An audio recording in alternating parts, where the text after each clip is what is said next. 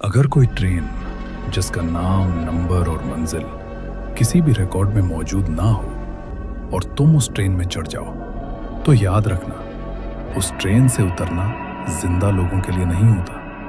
मैं ये इसलिए कह रहा हूं क्योंकि मैं खुद उस ट्रेन में बैठ चुका हूं और जो कुछ मैंने देखा वो आज भी मेरे साथ सफर कर रहा है। मेरा नाम सत्यम है और ये कहानी है रात 3:17 की। मैं उस दिन ऑफिस से बहुत देर से निकला था।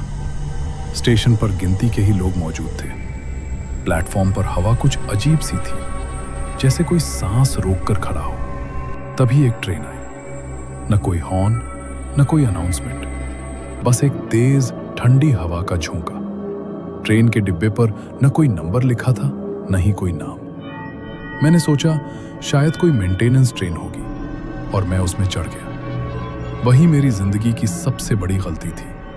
पूरा डिब्बा लगभग खाली था, सिर्फ 5 लोग। एक बूढ़ा आदमी आंखें बंद किए, एक औरत जो बार बार अपनी घड़ी देख रही थी, एक लड़का जो लगातार मुझे घूर रहा था और एक टीटी जो टिकट तक नहीं मांग रहा था। ट्रेन चल पड़ी, लेकिन स्टेशन के बाहर का अंधेरा कुछ ज्यादा ही गहरा था।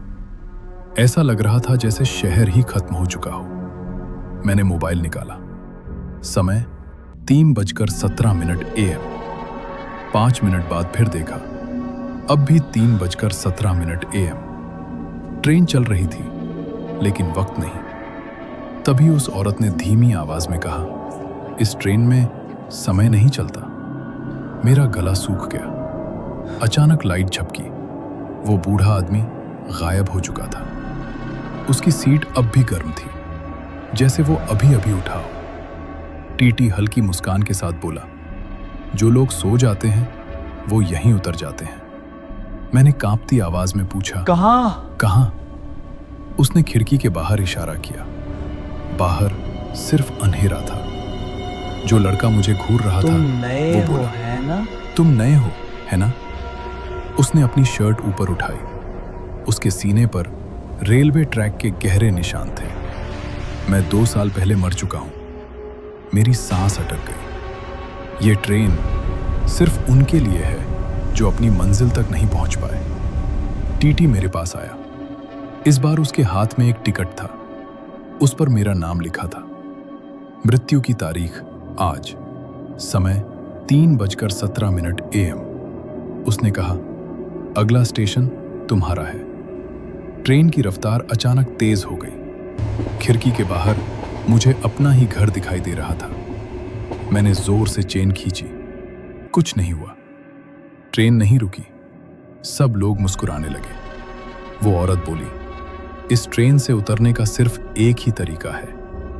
मैंने चीख कर पूछा, कैसा? वो मेरे कान के पास आई और धीरे से बोली, जाग जाओ। मैं पसीने से तरबतर होकर उठ बैठा। मैं अस्पताल के बिस्तर पर था। डॉक्टर ने कहा, तुम रेलवे ट्रैक के पास बेहोशी की हालत में मिले थे। मैंने घड़ी देखी, 3:17 AM। तभी मेरी नजर बिस्तर के पास रखी चीज पर पड़ी। एक ट्रेन का टिकट, खाली, लेकिन उस पर एक लाइन लिखी थी, अगली बार पूरे सफर के लिए तैयार रहना। अगर आज रात तुम आखिरी ट्रेन में सफर करो और समय 3:17 पर रुक जाए, तो समझ लेना तुम भी उसी ट्रेन में हो। अगर ये कहानी तुम्हें हिला गई हो तो कमेंट में लिखो ट्रेन और चैनल को सब्सक्राइब करो, क्योंकि अगली कहानी तुम्हारे ही स्टेशन पर उतर सकती है।